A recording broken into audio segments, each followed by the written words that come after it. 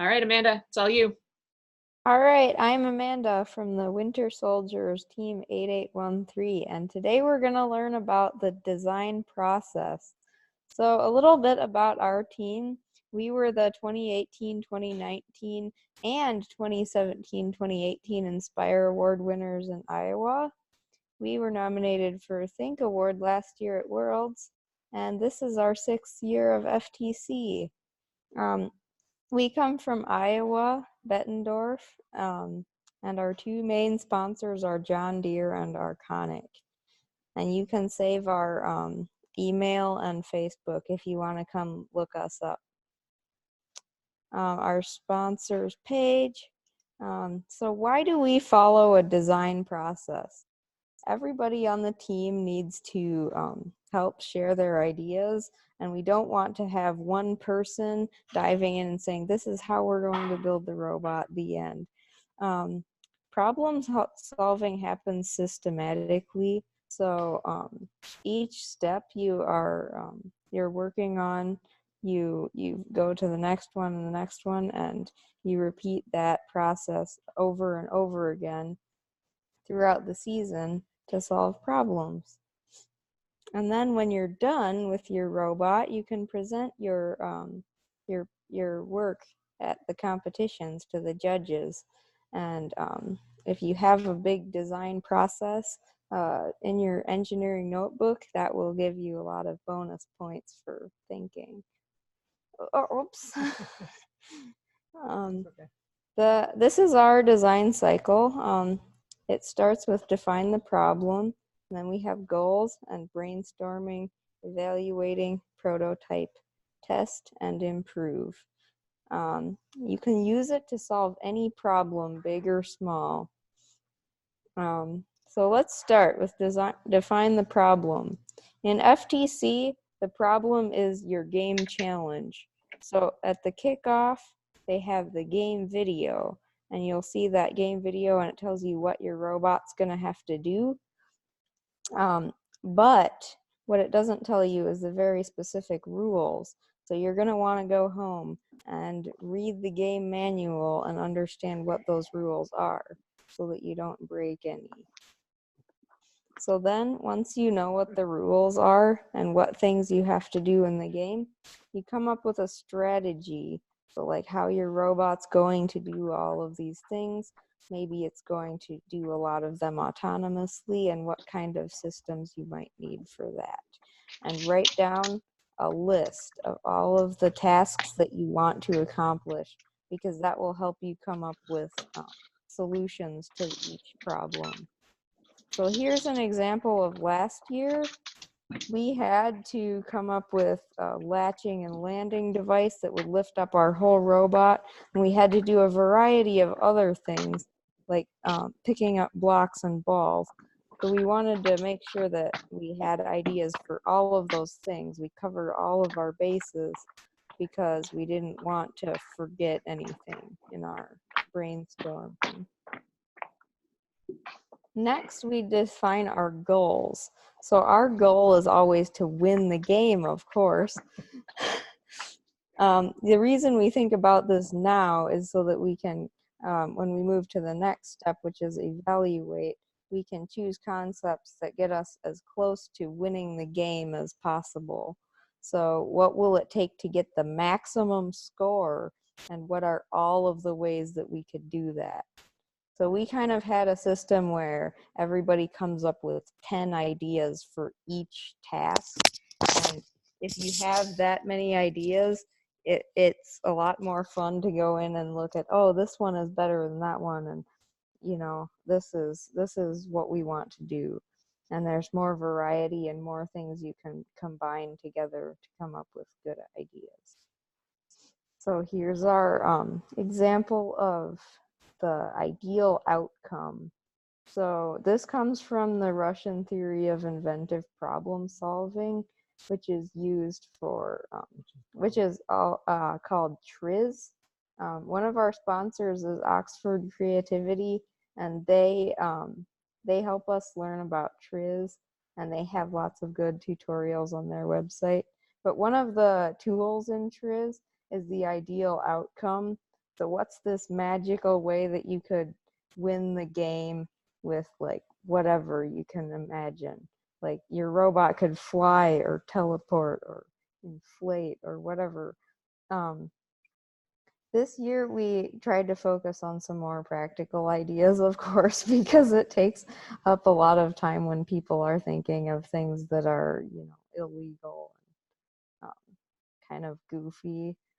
Um, so once you have as many concepts as you can possibly think of for every challenge in the game, you need to select which one you're going to do, because the FTC season doesn't provide enough time for you to build everything that you wrote down. So you need to pick a path and follow it. So one way you can do this is to estimate like how well different things are going to work using math, like which one is faster and like what are the things that you have to do. If you have a whole bunch of modules doing separate things, each one is going to take a certain amount of time to do that, and you want to minimize the amount of time you're spending like just driving around and stuff. So keep that in mind. When you're having trouble coming up with your selected concept, you can read online. There's a lot of other teams that have experience with building these things, and they will tell you, like on forums, like what wheels are better than what other ones and what works well for different modules of your robot. And another thing you can do is meet with professional engineers who have lots of knowledge about different systems and how they work, because they can really help you figure out which designs will work well and which ones won't. So once you get these inputs, you should write down what is good about each one and what are some disadvantages about each one, so that when you go back and look at that table or that list of ideas, you can tell which ones you like the best, and then you can select from there. So once you have selected all of your modules, you're going to need some way of incorporating them. Let's say you have designed a whole bunch of intakes and then you selected one, but they don't quite go with the dropper or the lift that you designed. You can't figure out how those things are going to work together. You have to create a model, like a sketch or schematic of it, to show your team like what ideas you have for making these modules work together. So last year, this is a sketch of a system model. We had to have an intake that collected the blocks, and then we had to have something that lifted them up and dumped them into a scoring goal. So they had to be sorted in some fashion so that there were blocks on one side and balls on the other.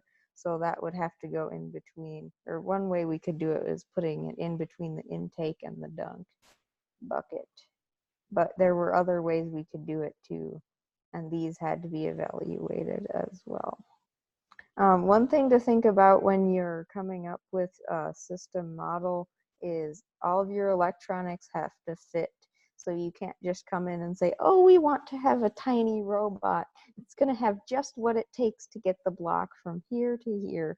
And then people be like, wait, but it has to have motors on it too, right? So keep in mind that the electronics have some size and you're going to need to fit them in your design. Once you have chosen your system and everything looks good, you can start working on prototypes. So prototypes can be either a virtual model in computer-aided design. We're going to have a webinar about that as well. Describe the requirements of each module. So when you're working as a team, you need everybody to know what specifically they are doing, and maybe somebody didn't show up to the one where you talked about that too much and they still want to design. So you have to tell them like specifically what they are designing so that they don't just do whatever they think they want to design. So once you have the requirements laid out, people can choose which part they are going to model and try to get that done in time for your first meet or competition or wherever you're going to be testing out first. And yeah, so once you have your models, you can assemble things with kit parts and try them out and just see how they work. And that's the next step. This is a prototype, sort of prototype robot. We had this designed up after several meets in CAD. We cut out the parts, and it was the first of several iterations of our robot last year. And it was really, really heavy. It needed to be refined, but it was a proof of concept. That was all. So the next step in the design process is to test the units.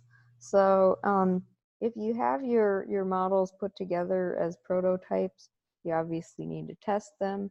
If they don't work, you might want to go revisit your board of ideas you came up with at the beginning for brainstorming. Or go back and look at different ways to solve the problems with the model that you made. If it worked really well, you might just want to keep using that for the rest of the season. And the next step in the design process is improve. There are many ways to improve. These are not all of them that we have listed, but one, you can add more features. Like if you didn't have some scoring component on your old robot, you can add it to your new robot. You can add structures. So a lot of times your prototypes are going to be kind of weak. You might need to add some ballast or some parts to make it hold itself together better. If something isn't working and seems to be failing repeatedly, that's one thing you have to do in the improvement phase, is make it so that it stops failing. And sometimes that also requires you to go back to your brainstormed ideas and choose a different one to proceed with. A lot of times teams won't think too much about wires during their prototyping phase, and it can be really harmful if you have your wires loose, and they can get smashed in different moving parts of your robot, and then the motors attached will stop working. So you might want to cover them up with something and keep them from getting hit. With software, usually once you have your designs refined, you can spend a lot of time on making your software work better. So like if you need different driver controlled features that make your robot do something or multiple tasks with one button press, you can do that in the improve phase as well. And you can also, like in the case of our robot last year, make things go faster or move faster and make them lighter weight. So like our original models were really heavy, and then our final robot was quite webbed out because we knew where everything was going to go. So we could cut out a lot of material. Finally, in the design process, we have to share what we did. So a lot of times you'll go to competitions and there'll be judges walking around and they want to know all about what you did. So you are there to show them and give them your story. Your engineering notebook is their key reference because it has everything you did written down and they can read about it in detail. In your pit display, we always have a picture of our robot with like descriptions of each module, what it does, and like different iterations of past prototypes and how they evolved throughout the season. So if you can hold on to your prototypes instead of just destroying them when they don't work, that's really good because you can bring them to competitions and show, oh, this is our is our arm from first league meet. It's kind of didn't work so well, but this is how we fixed it and made it better. And every time you go to competition and something goes well or doesn't go well, write about it and keep a log in your EN, because in your engineering notebook, they will read about like what your experiences were, and you can look back yourself and see what went well and what you should not do in the future.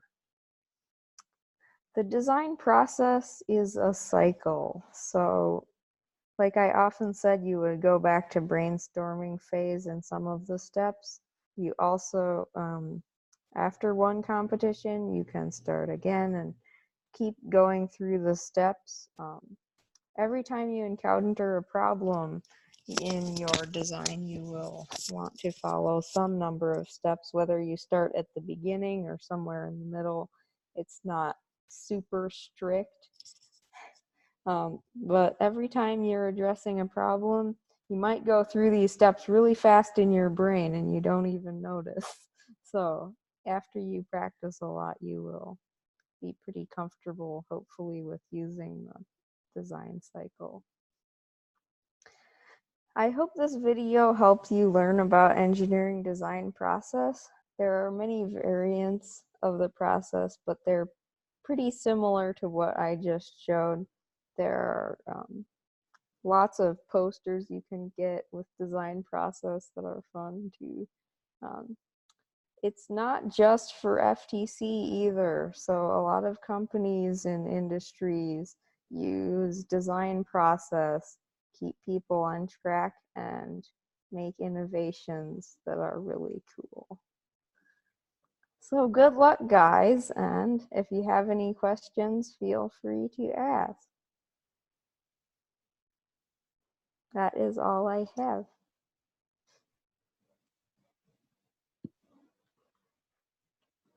Okay, so now is when we would love to have people, especially team members, chime in, and your questions can be about the design process, but it's also open. So any questions you might have for Amanda or for other teams, now is a great time to ask them.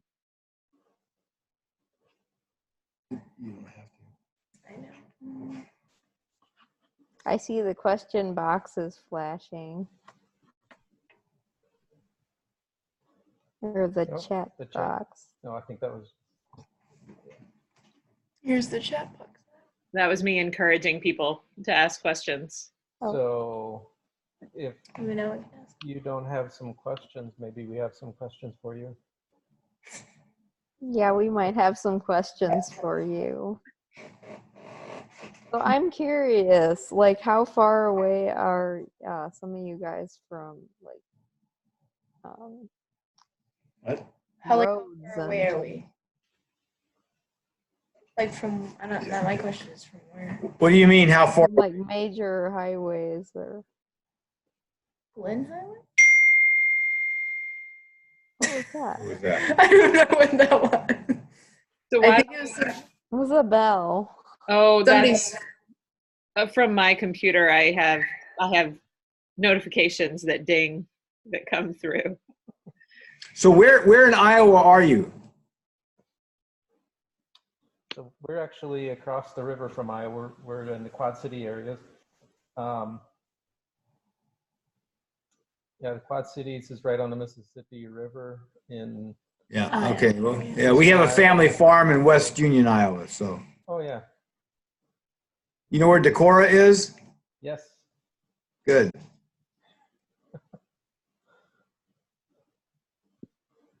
And then John, you guys are you out in Wasilla right now? Yeah, right now we're in Palmer. So yes, but Career Tech High School is in Wasilla, Alaska, which is about, call it 60 miles north of Anchorage. Okay. And So then how is Ben, this- Yeah, do go you ahead. maybe want to have one of your kids talk about where you guys are, where Huna is? I see a question. Wait, can you repeat He's that? talking to somebody. I was asking Ben McCluckey from Huna if his Yeah. team Yeah, maybe- Huna would be great. Yeah. I was going to ask the question, but why don't you report on What did I say? where's Huna from? I mean, where is Huna? Luna is in southeast Alaska, Chichikov Island, the Oh. biggest town on the island. Okay, wait. We got a little bit of trivia. Chichikov Island is the 5th largest island in the United States. There you go. Oh, 5th largest island. Yes, that's correct. It's bigger than Long Island. Wow. Wow. This we is beat we went from engineering to geography. And there's less than 1,000 people that live here. Wow. Wow, Oh, that is wow. a small town. It's only like 1,200. Yeah, we beat Hawaii. Yeah. Good. Okay, Isaac has a question about the game. How many sky blocks are you allowed to hold? One, One. no yeah. more than one. No, I knew that.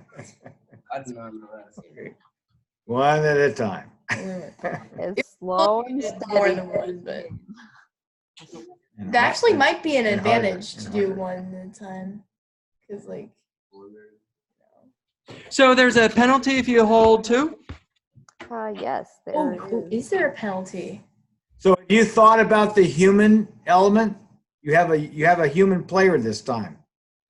That's correct. And So you're- and the human player can only put a sky stone in that little in the human box one at a time. But once the sky stones are outside that human box, can the robot hold more than one? No. No, not at all. Okay. Because last year there was a penalty if you held more than 4, but we didn't see the penalty if you held more than 1. By the way, somebody asked what kind of parts do you build with? Fair Yeah. question. Should I answer it on the chat too? Are you predominantly are you Rev or Tetrix or what? We're Our ready. team, Oh, go ahead. our team uses primarily parts that we design, and we just use metal. So you buy metal and cut it up. Oh, metal, like the I think And do you guys pay to have somebody else machine the parts, or do you have a CNC mill that you have access to? How do you? So last year we had John Deere do it for us. Oh my that makes goodness. sense. Wow. Oh, that is so good. But this is- I have some tractor parts I need made. I need to contact you. That makes sense for us. We should do. Yeah. They're your sponsor. Ben, settle down. What other connection? So we also have there's a machine shop at Western Illinois University. Oh, cool. And they have big CNC mill, CNC lathe, all sorts of CNC equipment. And I there's a guy understand. there that runs the shop, and he's really helpful. They got 3D printers and big cutters and metal and all sorts of Oh, on the electronic side, what to use? one more thing on the parts, we actually do have a home CNC machine. So, Wow. and 3D 3D printers. Yeah, So yeah, 3D we have a lot of fabrication options. So for electronics, FTC rules are pretty strict about your electronics. You can only use very specific motors and controllers. Sensors, you can use any sensors from off the shelf, and servos, you can use anything that plugs into the servo ports. So we use the Rev expand. And then we also had a question on, do you guys program with Android Studio or on Bot Java? Oh, yeah, Our there it is. team uses Java, so Android Studio. They Android Studio. Android Studio, yeah, Android We Studio. use Android Studio, And and then we use on- OpenCV. On for Java. Vision. So she was just talking about. So I heard that quietly in the background. You use open. OpenCV. Okay. Open what? So OpenCV is a computer CV. vision library that you can use for detecting things in the game field with your camera. You can either use a webcam or your phone camera, and you can write code that will detect edges of things and shapes of things and colors of things. And what are your sort of go-to resources when you're working on Java and OpenCV? Do you have forums that you go to when you have questions you get stuck, or experts that you work with? We have one mentor from John Deere who is a programmer, and he's really helpful. He is an FTC alum, and we also use Stack Overflow and all sorts of programming forums like Google. Google. Yeah, the internet is just vast programming knowledge that you can read about online. It's not something you really have to seek out a person to teach you about. In the design process, and team members, please feel free to interrupt me with questions as you have them. But I'm curious, in your design process, how you have your programmers working as your mechanical design is coming in place. So as you're designing your robot, what are your programmers focused on? So we have so as we develop our modules, we in between we have a meeting or two meetings. Like we recently built a drivetrain. Our programmers really wanted to program it, so we had a meeting and they wrote code for it and we tried it out. When we build our next modules, we'll probably do the same. Just once the module is done, you put it on there and have them write code for it. So last year we tried to have a goal to have a programming robot all the time, so that the builders could be, handling or building the robot, and then the programmers would have something to work on, and it might not be, complete or anything, but it would give them something. And you tried it last year. How did it go? Are you doing it again this year? It was a little difficult between having to route parts or have, some electronics go out so that you can't keep both of them running. That was a challenge. So now we'll try to learn from that and make sure that we have enough parts on hand and just make sure that the builds are done on time. Yeah, that's really the key. Is if you have a design team, they need to know when they're supposed to be done and like how much wiggle room they need to have for building the parts. Our team, we have to manufacture the parts, so that takes extra time. If you're a team using a robot kit, you should be able to build fairly quickly if you have a good plan. And then if your robot is done on time, your programmers will be more than happy to just take it from you and break it. You really need to set a fixed date, when the build has to be finished. And we usually try to say that the programmers need a week and the drivers need a week before a competition.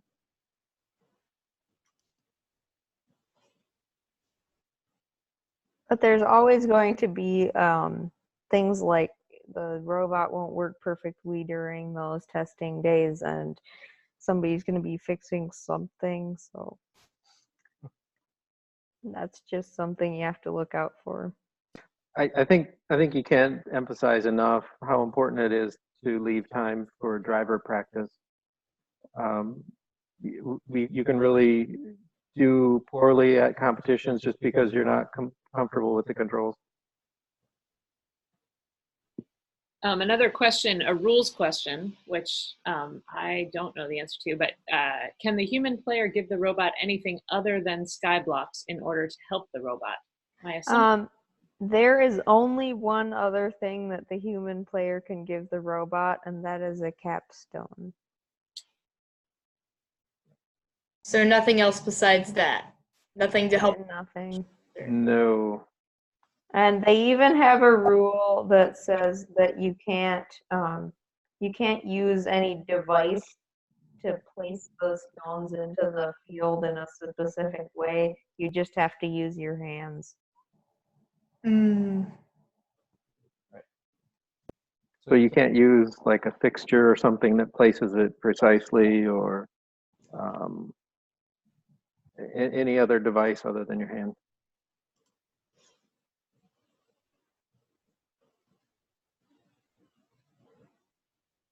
So I think the human player that's involved this time will not have a whole lot of strategic value.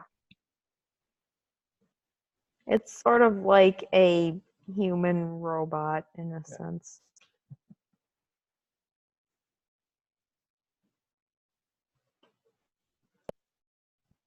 Hopefully they'll have a motion support value. Okay, you what guys else? have any other questions about the design process?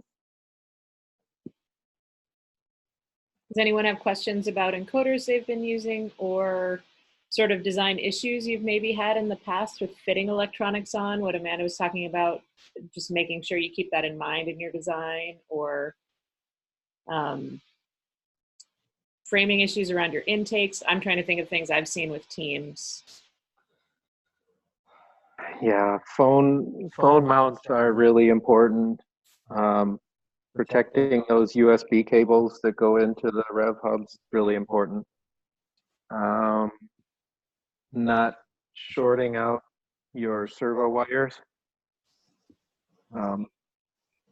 What kinds of things do you do to protect your USB connections? So sometimes, Tape. yes, tape. A lot of times we'll design some 3D printed part that helps guide the cable or hold it down. What else? The other thing to be aware of is if you ever run into a problem with your rev hub, if it just stops working, Rev does have a good service for those. If it's under warranty, you might get it replaced. But if it's not, you can, at least you don't have to throw it away. You can send them $50 or so, and then they'll send you a refurb one.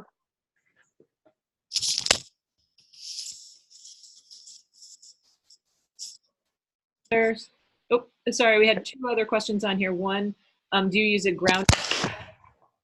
And then the second was, are there any lessons about using encoders? Did you ask if you use a grounding wire? Yep. Ah, yes, the grounding wire. We did use a grounding wire last year. I don't think that it was, I don't think it was totally necessary. You do have to be aware that, actually, did they change that rule? Last year you had to have a grounding. If you use a grounding strap, it had to be Rev branded. So there's a certain resistor in there, and they didn't want you making your own. We made our own. We had to take it off. Yeah, they did. They called us on that in inspection. They said, you can't do that. Take it off. Any lessons about using encoders?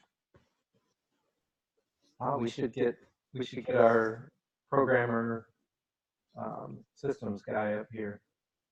He's doing homework. Lessons about using encoders. Encoder wires are challenging sometimes. The connectors on some of the anti-motors are a little bit, they don't seem to protect the wires very well. So you do have to be careful about that. I'm sure that our programmer could give you lots of information about lessons learned about encoders. So are you asking about motor encoders specifically, or like separate sensor encoders for like odometry or something?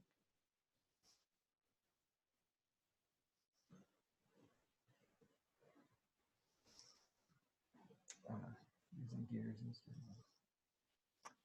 So 2 years back, we made a robot that was pretty much based on gears and servos. It was an arm. We have become widely known in our area as being the team with the arm. Robot with no wheels. We had no wheels, we had no drivetrain, we just had an arm on a platform, and we used it to pick up the blocks in the middle of the field and stack them. And we never left the starting position. It always was at the same place for the whole match, and it would just reach throughout the field and grab scoring things. So we used servos and gears to power the arms, and it worked really well. Servos by themselves don't supply a lot of torque, but with the gears, they were incredible, and we could carry a lot of weight with them. One couple of things about servos. If you're using a digital type of servo, you have to be really careful. Oh, sorry, I'm on. If you're using digital servos, you have to be really careful that you don't stall the servo. So you have to make your design so that there's no way that you might block the motion of that servo. The magic smoke comes out of the servos really fast if you stall them, especially digital ones, and then they're done. We've literally had servos that just came out of the plastic wrap and got put onto something, and the first thing they did was burn up. So we really learned a lot about how to make sure that there's not a situation where the servo can be totally stalled before it reaches its motion.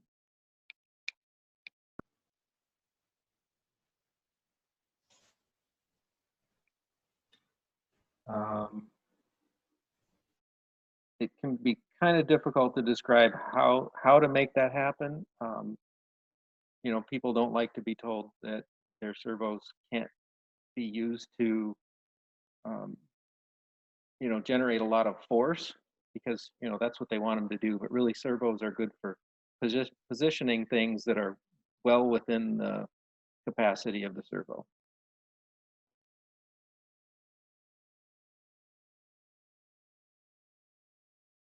So let's say, for example, you think you're going to make a claw that picks up the stones just by using a servo and an arm.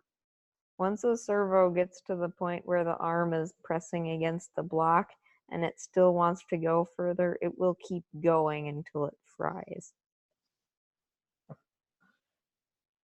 that make sense? Okay.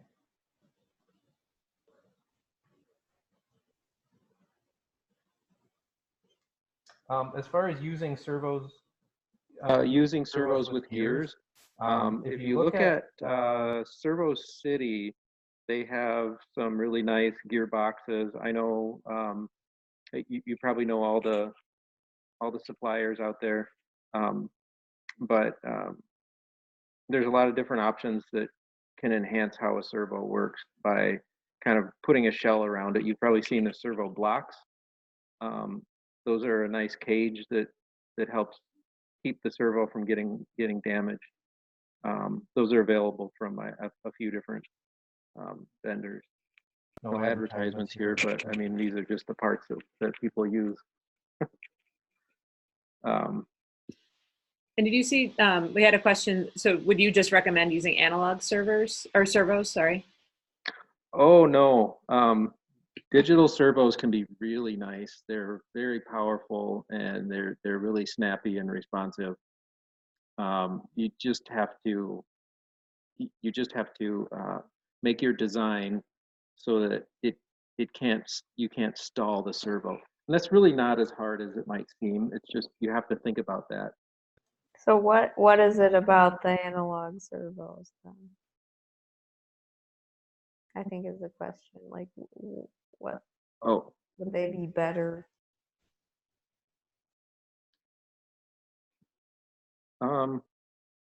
sometimes they seem like they're a little bit more robust or resilient because if they do stall, they might give you a couple more seconds of life. I don't know. I think it just has to do with how aggressive the electronics tries to deliver power to the servo.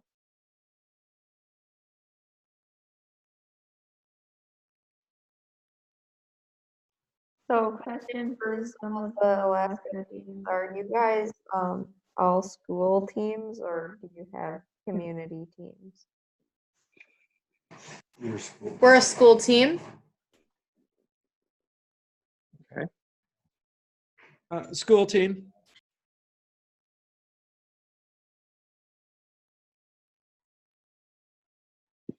And I can kind of answer that from a state. We are almost all school teams this year so far. I think out of our, we have 40 teams registered and 2, I believe, are community teams.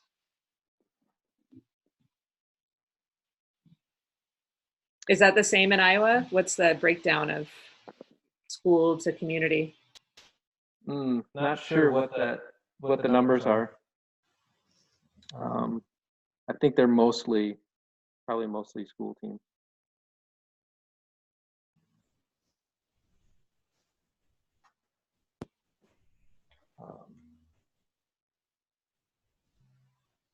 Yeah, I do think one thing that our teams have to think about is transportation. That of the teams that are on this call, 3 of them will need to put their robots on airplanes to travel to their qualifiers.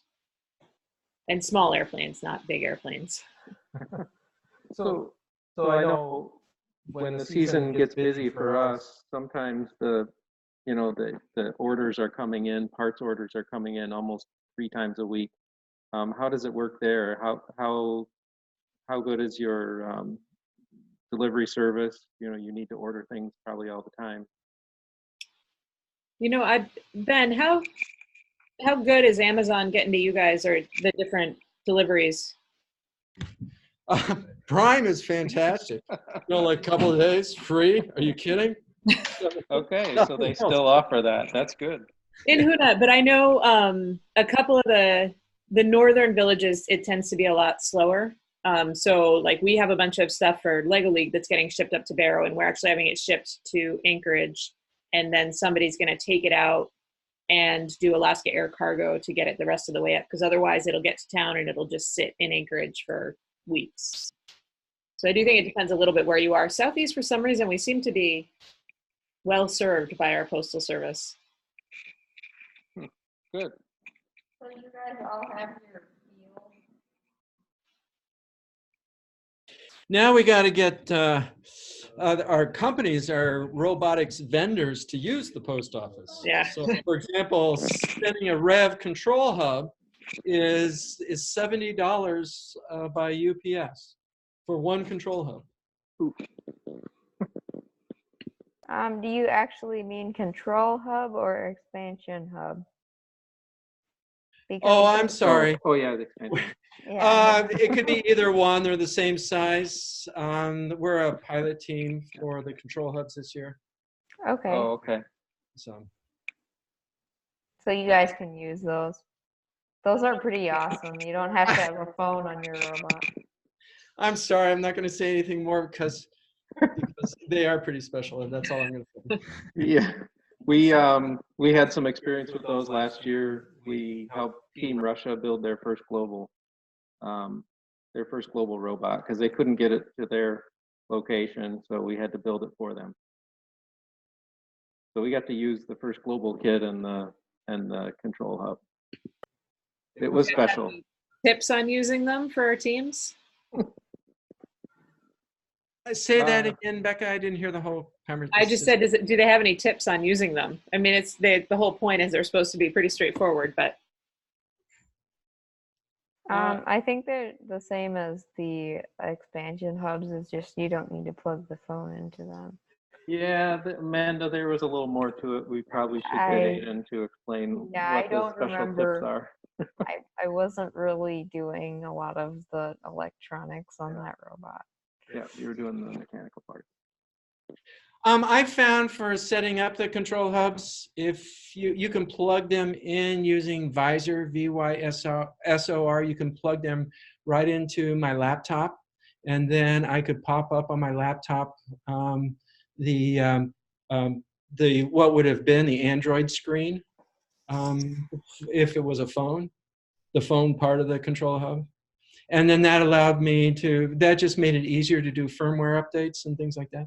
Okay. In other words, I mean, one of the one thing, of course, is they don't have a screen, right? Now, as opposed to when the cell phone is discrete. And so by plugging it into your laptop, you can use the laptop as your Android screen.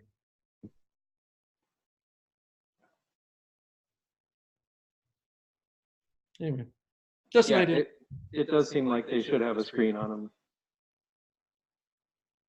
Well, you only need the screen for setup. So this idea of plugging them into my laptop and using my screen on my laptop as an Android screen for the control hub worked really well for just those first few tasks of updating firmware and just getting them prepped.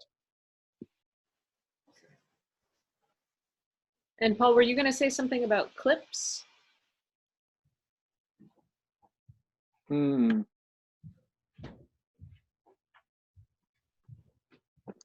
About, I'm not sure what you mean. It sounded like you had something about the new control hubs, just installing them. Is there, I mean, did you learn any tricks even though the team member that worked on it more isn't there? Oh, yeah, I don't know offhand. We could follow up. Aiden, I think he could probably tell us a couple things about what we had to deal with on the Russian robot.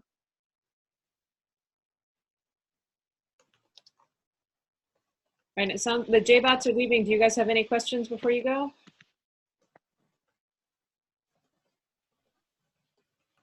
No, but that was really helpful to listen in. Thank you for presenting. And some of the programming questions were also really helpful for us. And just one comment on the control hub. We've been messing around with it and it's been really helpful.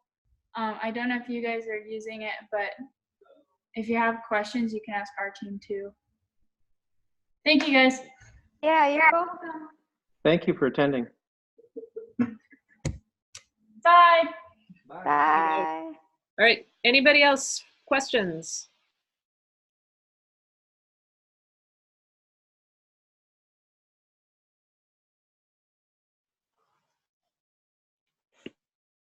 So if nobody else has any questions, I happen to have one. Is there like throughout the rest of the season, will you guys like want to communicate with us? Like we can help each other during the rest of the season outside of webinars? I see one shaking head.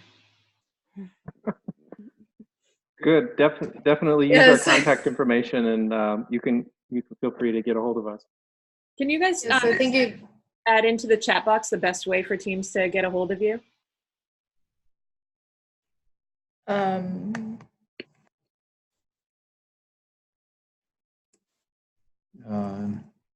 You can put your email address. Or I could type in the team email if that's what you want folks to use. Sure. Contact info is at the top here. Yeah, Amanda's got it. Yeah, we only have one administrator that uses our team Gmail, so might want to try other ones like our Facebook or Twitter. Oh, the team email is fine. You have 3 people who watch it, and then we can forward it to. Oh. I can pull it up.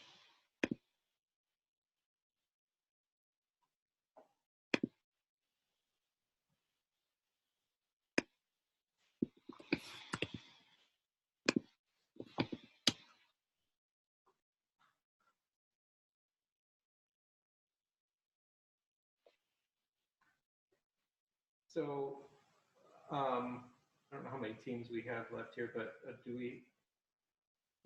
you guys using like 3D printers or making many of your parts? Or are you more focused on kits?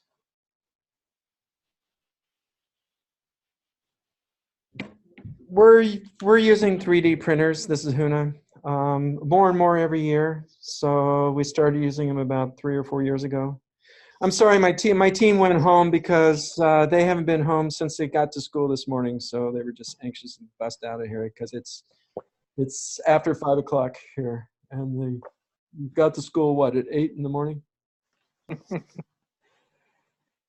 No problem. You know, I had a question. I work a fair amount with the teams in Juneau, and we ran a class at one of the machine shops in town, and they were learning how to use the CNC mill and do some 3D design, but they got pretty hung up on the when they actually had to go from, this is not from CAD to CAM, figuring out what tools to use. And that was where they just got stuck, and they were like, we need somebody else to take this and do this. So you guys do that part, or do you kind of send your design on and the machinists handle the parts? Well, we've got a CNC just at our place this past year, and so we've been learning a lot about it. We're using Fusion 360 for our CAM, or for generating the G code, and then we have Mach 3 that's used for this CNC mill. It's just kind of a 60/40 Chinese machine from eBay. If you just look up 60/40 machine on eBay, you'll find a zillion of them. They come from all over the place, many different brands, but they're all the same.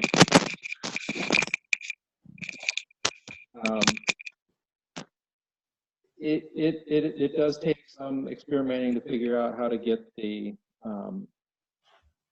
things set up right, but I would definitely be willing to, do a chat from the shop and kind of show a few tips on what I found.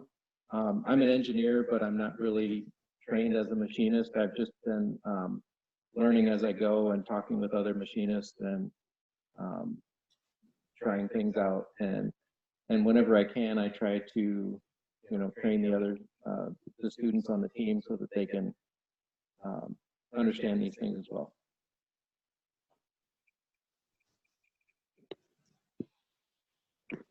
Ben, do you guys have access to a machine shop in Huna, or do you that Career Tech, is there a CNC mill as part of the Career Tech shop? No. Although I'm going to just make a last plug for 3D printing. 3D printing is so accessible. So that's where we're kind of, and then if we want to use aluminum, I really like the way Rev Robotics is using the 1515 extrusion, which is so popular and so easy to get. Right. Yeah, Rev Robotics is one of the better kits, I think, too. Like those kits that are just the channels full of holes they work up to a point sometimes. Yeah. Yep. 3D printing is makes things really easy.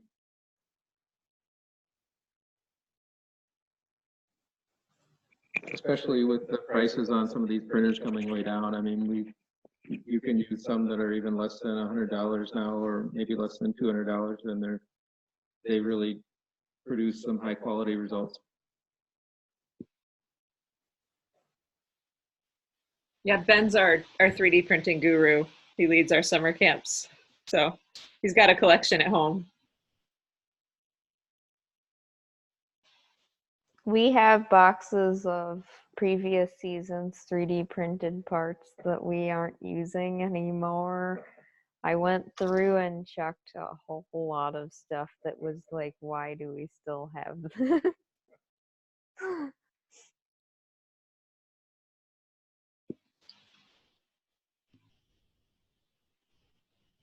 All right, well, we're getting close on time. Any final questions? Wade or Heather, I can't tell which Roach is Roach Mobile. Since you guys are on a phone, do you have any questions you want to ask? No, I got good questions answered. So good to have you guys do this. Thanks for doing it.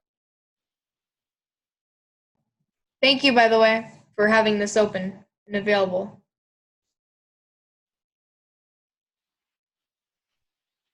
Yep. Thanks. Okay, well, we'll wrap up then, and excited to have you guys back on the 4th. If anybody thinks of topics, I gave them the business planning because I think it's applicable to everybody. But if you have other technical questions or building, Amanda, their team has been really open to covering other topics. They sent me a long list. So feel free to send questions and ideas and, open up that session to other things. And I think the more time we give them to prepare answers, the more prepared they'll be when they come and present. So you can email questions to me if you want. You can email directly to them. They've been really, really gracious with their time and information. So let's take advantage of it. And same thing for you guys as things come up. And just when you want to come to Alaska, use us. Yep, we won't be coming in the winter. Yeah. I don't think. We won't be when? We won't be coming in the winter, will we? Getting warmer every year. You never Snow know. is already on the mountains. All right. Snow's already on the mountains, so it's coming. Well, thank you so much for making this opportunity available for us. We really enjoy getting a chance to talk to other teams about FTC and sharing, what we've learned. And it's really fun, especially when we get to learn about some area that, is not just right in our backyard. So thank you. All right, thank you guys, and good night to everyone. We'll see everyone again on the 4th, right? That's our next one? Yes. All right. Take care. Yes. Thank you. Thank you. Take care. Bye. Bye.